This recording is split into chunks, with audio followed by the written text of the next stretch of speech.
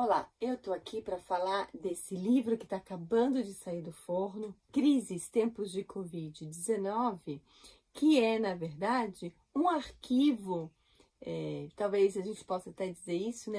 Um arquivo vivo pelos testemunhos e pelos relatos que traz desse ano que já entrou, de certa forma, para a história, com H maiúsculo, e para a história mundial, né? Tanto para a história local, para os saberes que a gente pode dizer assim, de saberes localizados, mas também essa pandemia, ela não viu latitudes, ela não viu geografias, né? Ela atingiu, de certa forma, o mundo, o planeta como um todo.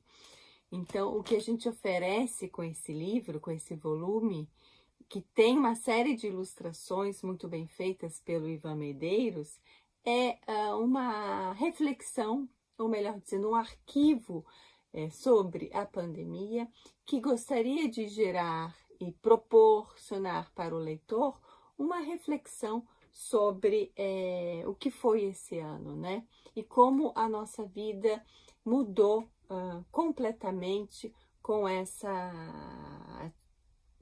esse vírus, né? Que ainda, apesar das bem-sucedidas aí tentativas da vacina, ainda parece se mostrar um pouco enigmático, né?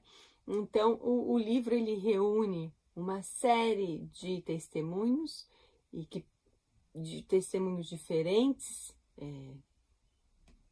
poesia, conto, relato, testemunho, entrevistas, e toca em pontos que foram cruciais ao longo desse ano, né? Por exemplo, o filósofo Sergio Divone discute a imunidade de rebanho, o estado de exceção, e nos aponta para uma terceira saída, segundo ele, que é o princípio de responsabilidade.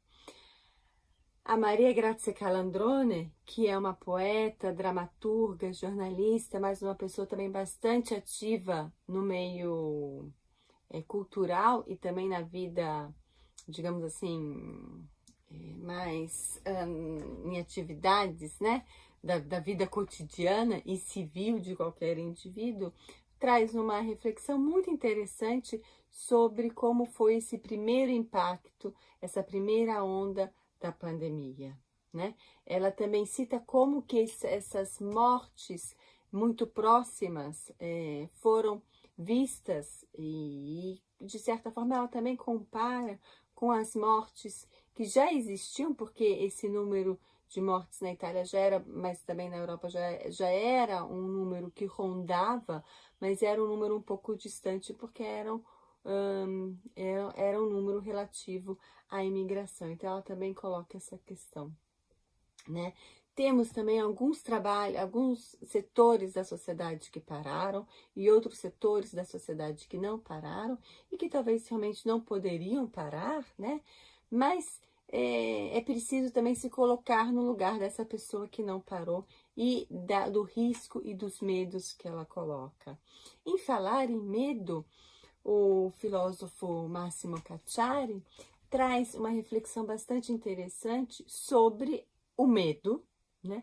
Que é algo que move e que também é bastante perigoso, né? Essa 2020, em diferentes momentos, foi talvez um ano do medo, né? E do sentimento de estar perdido, de um sentimento de não ter um ponte, né? Uma ponte segura, né? Que é algo que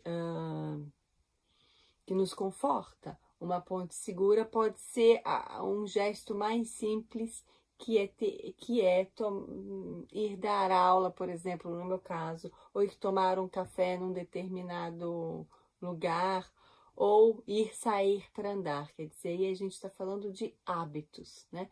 Que é um outro tema tratado, por exemplo, pelo filósofo Franco Rella, né? Como que os nossos hábitos e com eles o nosso cotidiano, o nosso pensar, uma certa estrutura, né, foi completamente se desmoronou e a gente teve que, de alguma forma, se reconstruir. O poeta italiano Fabio Franzin, que escreve em dialeto vêneto, depois vocês vão ter a possibilidade de ouvir, se forem procurar esses textos no YouTube, mas também vocês podem ler o dialeto vêneto, porque faz parte aqui do Crises, tempos de Covid-19, traz uma reflexão bastante interessante, dialogando com toda uma tradição nossa cultural. E eu vou dar só o título desse poema, dos poemas dele, que é esse, Sem Nenhum Ulisses. Quer dizer, sem nenhum herói, né? De alguma forma ele está dizendo isso, não temos mais heróis. Concluo, concluo aqui pensando também no primeiro poema que abre esse texto, esse livro que é muito significativo, que é a Zona Vermelha, né?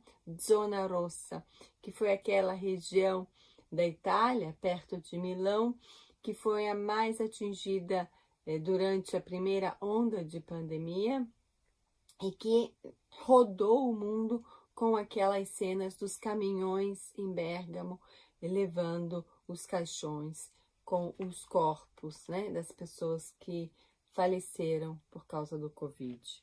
Enfim, foi um trabalho prazeroso, num certo sentido, de se fazer, mas também duro de lidar com essas questões, mas, sobretudo, é um trabalho que eu acho que é um trabalho importante e que fica aí para a gente pensar e refletir sobre as nossas questões.